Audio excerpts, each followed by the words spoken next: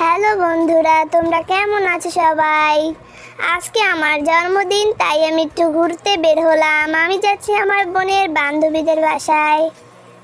তারা আমাকে আম খেতে দিচ্ছে, আমি তা খেলাম। বাইরে এসেও মুখে খাবার চাবাচ্ছি। এরপর আমরা বাড়ির উদ্দেশ্যে রওনা করলাম। আমি একটু লুব্বা, তাই আমার বোন আমাকে আইসক্রিম কিনে দিল।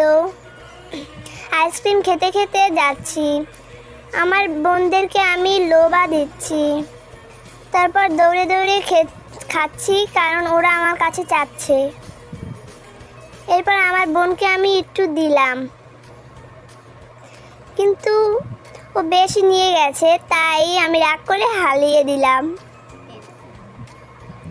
এবার আমি রাগ করে দাঁড়িয়ে রইলাম।